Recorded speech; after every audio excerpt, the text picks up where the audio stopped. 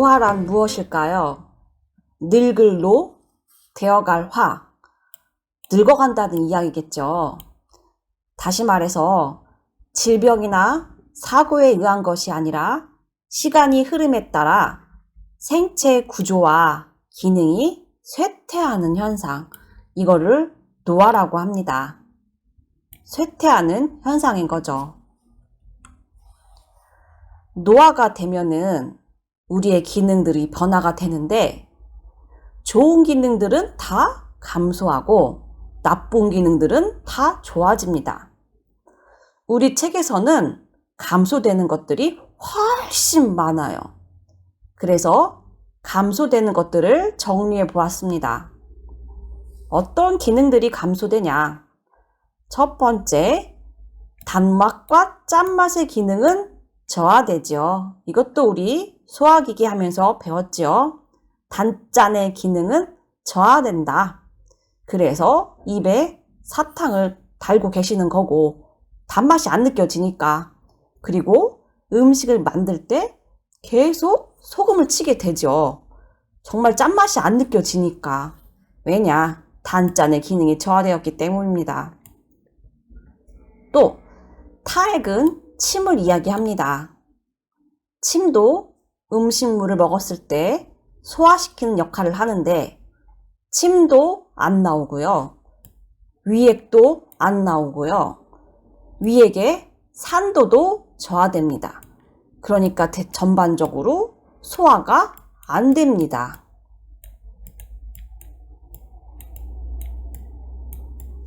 세 번째, 네 번째는 외워야 됩니다. 지방의 흡수력 저하, 다시 말해서 지방을 소화시키지 못하십니다. 또 당내성도 저하됩니다. 당내성이란 말은 내 몸이 정상적인 당 수치를 지키려고 하는 그런 능력인데 그 능력이 저하되니까 노화가 되면은 혈당이 약간 올라가게 됩니다. 지방의 흡수력 저하, 당내성 저하 외우셔야 되고요. 또 간 기능이 저하된다. 간 기능뿐이겠습니까?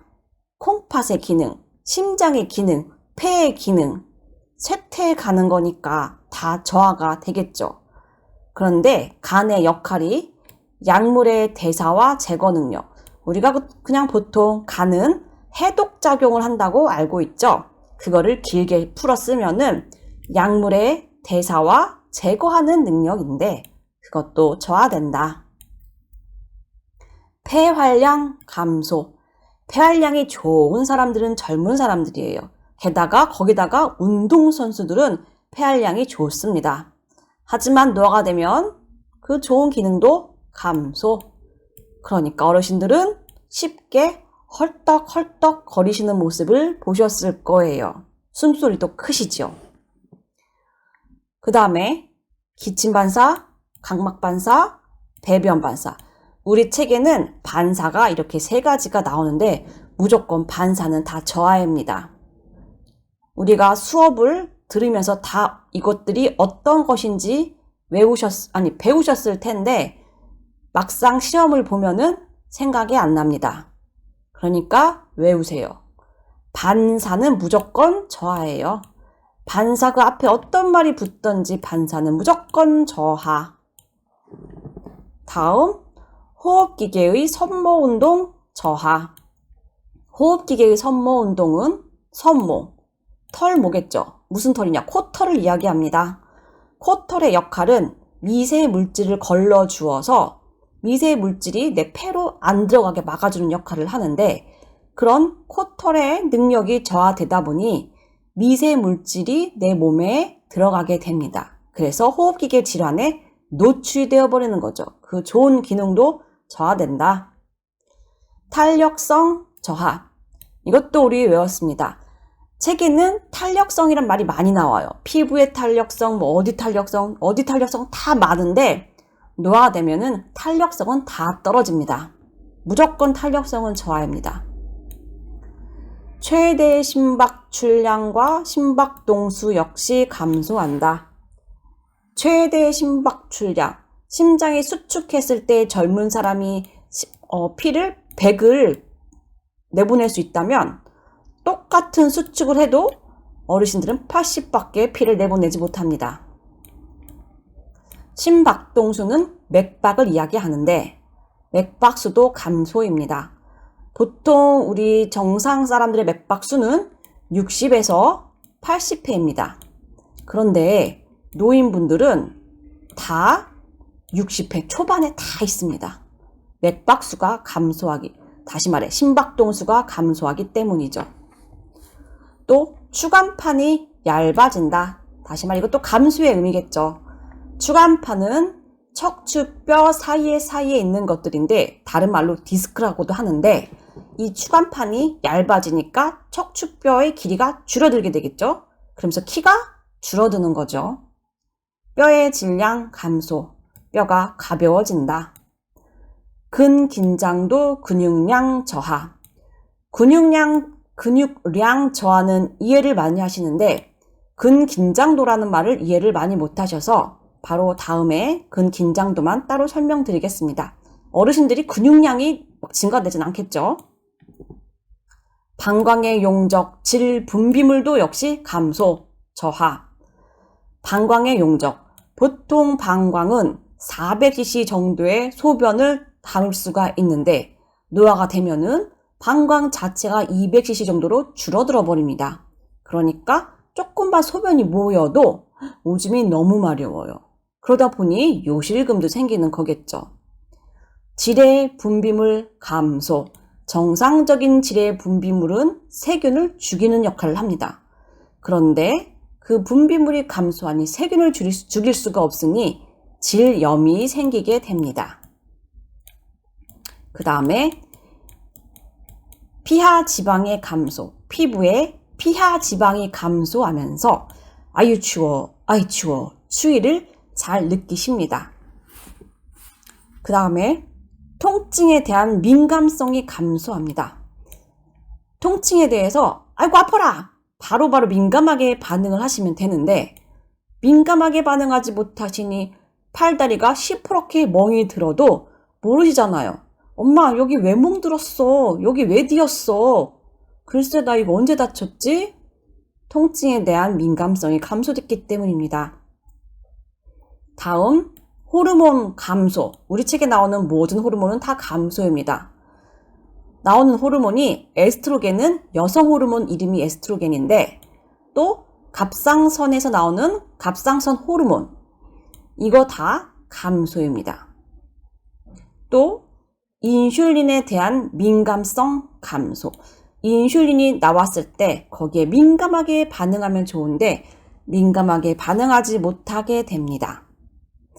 또 기초대사율 감소. 이거 중요하죠. 기초대사율은 인간이 살아가면서 최소한의 필요한 에너지인데 이 기초대사율도 감소합니다. 그렇기 때문에 젊은 분들이 하루 칼로리가 얼마 필요하냐? 2500칼로리가 필요하다. 그러면은 노인분들은 1500칼로리만 있으면 됩니다. 기초대사율이 감소되었기 때문입니다. 그 다음 갈증에 대한 반응이 저하된다. 갈증이 느꼈을 때 여기에 빨리빨리 반응을 해서 물을 마시면은 탈수까지 가지가 않아요. 그런데 갈증을 느꼈을 때 반응을 못 하시는 거예요. 그러다 보니 점점점 심해지면서 결국 탈수까지 가버리는 거. 탈수가 잘 생기는 이유가 갈증에 대한 반응이 저하되었기 때문입니다. 다음 동공의 지름 감소. 동공은 뭔지 아시죠? 우리 눈에 검은 눈동자 안에 자세히 보시면 조그만 검은 눈동자가 하나 더 있습니다. 그게 동공인데 노화가 되면 그 동공의 지름이 감소합니다. 그래서 빛을 받아들이지 못합니다. 이 동공이 확 이제 풀릴 때가 있죠. 확 열려질 커질 때가 있죠. 그렇죠. 임종 때가 되면은 동공의 지름이 증가가 되는 거죠.